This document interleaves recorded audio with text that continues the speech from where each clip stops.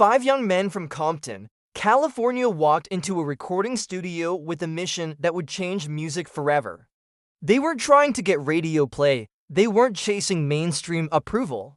They were documenting reality, their reality. A reality that America wasn't ready to hear but desperately needed to understand. Within months, their music would be banned from radio stations. The FBI would send them a warning letter, politicians would call them dangerous, and millions of young people across the world would call them prophets. This is the story of N.W.A, not just a group, a movement. A line in the sand between what music was allowed to be and what it would become. Before streaming, before social media, before artists had direct access to their audience, five voices from the margins forced their way into the center of American culture and refused to be silenced. This is how they did it and why it still matters. To understand N.W.A, you have to understand Compton in the 1980s. Compton sits just south of downtown Los Angeles. In the decades following World War II, it was a thriving working-class community. But by the time the 80s arrived, everything had changed. Economic opportunities disappeared, manufacturing jobs left, and poverty rates climbed. Into that vacuum came something else: gangs, violence, a drug epidemic that devastated families and entire neighborhoods. The young people growing up there saw it all. For most of America, Compton became a punchline, a warning, a place to avoid. But for the kids who actually lived there, it was home, complex, dangerous, real. Eric Wright, who the world would know as Eazy-E, grew up in the heart of it. He was small in stature but fearless in presence. By his late teens, Eric was navigating street life, seeing firsthand the consequences of limited options. But he was also smart, business-minded. He understood risk and reward in ways most teenagers never had to. Andre Young, who would become Dr. Dre, had a different path. Music became his escape. He wasn't interested in gangs. He was interested in sound, in beats, in the technical craft of making music that moved people. By his late teens, Dre was jigging at clubs, studying the mechanics of what made people feel something when they heard a song. O'Shea Jackson, later known as Ice Cube, was different still. He was academically gifted. His parents pushed education. He was writing rhymes as a teenager, but he was also thinking critically about the world around him, observing and analyzing. Cube saw the contradictions, the way his neighborhood was portrayed versus the way he actually experienced it. And he started putting that tension into words. Lorenzo Patterson, MC Ren, and Antoine Carabee, DJ Yeller, were also products of the same environment, different stories, same context. All of them were creative, all of them were ambitious. And all of them understood that the hip-hop coming out of New York, as good as it was, didn't reflect their lives. Dre was already working with a group called the World Class Wreckin' Crew, but he wanted something raw. He wanted to make music that sounded like where he came from.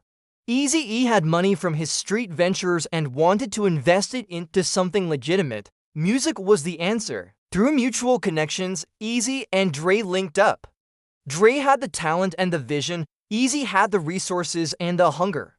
Together, they formed Ruthless Records in 1987, independent, no major label, complete creative control. Their first project was a group called N.W.A, which stood for a phrase that would become infamous, but at its core meant one thing: unfiltered truth. Ice Cube came aboard as the lyricist, MC Ren added his voice. DJ Yeller completed the production team with Dre. This wasn't a manufactured group. This was five individuals who shared a perspective and a refusal to sanitize their stories. The sound was aggressive, the lyrics were confrontational, and the response from their community was immediate. This was their life on record. Finally, in 1988, N.W.A released Straight Outta Compton. No major label backing, no radio support. Just word of mouth and a sound that refused to be ignored. The album opened with its title track, a song that felt less like music and more like a declaration of existence. Ice Cube's writing was sharp, visual, and unapologetic. Dre's production was heavy and layered. This wasn't party music, this was journalism set to beats. The album tackled police misconduct, systemic inequality, and the daily reality of navigating a community that had been economically abandoned. They weren't asking for pity, they were demanding to be seen, to be heard, to be acknowledged. And America lost its mind. Radio stations refused to play it. Major retailers refused to stock it, but young people connected with it immediately. It wasn't just Compton's story, it was their story too. Different cities, same struggles, the album sold because of truth. By 1989, it was approaching 1 million copies, all without mainstream support. And the establishment noticed. Law enforcement took particular issue with one track that challenged police authority directly. The FBI even sent a letter to the group's label expressing concern, an unprecedented move that revealed just how threatened the system felt. Politicians condemned them, parent groups protested. But the controversy just made them bigger. When you tell millions of young people that something is too dangerous for them to hear, they find a way to hear it. N.W.A was at the center of a national conversation about free speech, censorship, and race. Their concerts were monitored by police. In Detroit, they were banned from performing certain songs. They performed them anyway. The show was stopped. That moment became legend. It proved the music was powerful enough to scare people in positions of authority. The influence kept spreading. Artists across the country started realizing they didn't need permission from gatekeepers to tell their stories. N.W.A had kicked the door open. But success brought new challenges, and some of them came from within. By 1989, behind the scenes, tensions were building. Ice Cube, the primary lyricist, started questioning the business arrangements. He was writing the majority of the group's most powerful material, but the financial splits didn't reflect that contribution. He asked for transparency. He wanted fair compensation. Negotiations broke down, and in late 1989, Ice Cube left N.W.A. His departure was bitter and public. The split became one of hip-hop's most famous breakups, but it also revealed something important. Even revolutionary artists were immune to the business realities that had exploited musicians for decades. Cube's exit didn't destroy N.W.A, but it changed them. Then, in the early 90s, Dr. Dre had his own disputes with the business side of Ruthless Records. By 1991, he left to form Death Row Records, a move that would define the next era of West Coast hip-hop. By 1991, the original lineup of N.W.A was effectively over. The group that had changed music together would spend years at odds. And then, in 1995, something happened that put everything in perspective. Eazy-E was diagnosed with a serious illness. Within weeks, he passed away at just 31 years old. The loss was devastating. Whatever the conflicts had been, Eazy was a founding architect of West Coast hip-hop, a risk-taker who bet on his vision when no one else would. His death ended any possibility of a full reunion, but it also forced reflection on legacy. N.W.A.'s time as a group was brief, but the impact was generational. First, they proved that independent artists could compete with major labels. Straight Outta Compton showed that if the music connected, the infrastructure would follow. Ownership became possible. Second, they expanded what hip-hop could address, bringing a street-level perspective that was unfiltered and unapologetic.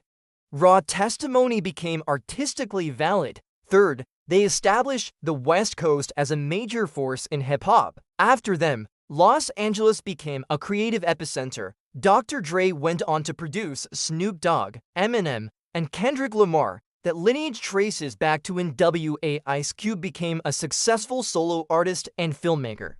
Eazy-E built Ruthless Records into a successful independent label. Beyond individual success, N.W.A.'s legacy is about what they made possible for others. They proved that voices from marginalized communities could force their way into mainstream consciousness. They forced a national conversation about free speech in music. The attempts to censor them backfired, amplifying their message instead. Their business disputes also became teaching moments. Ice Cube's departure highlighted the importance of understanding contracts and ownership.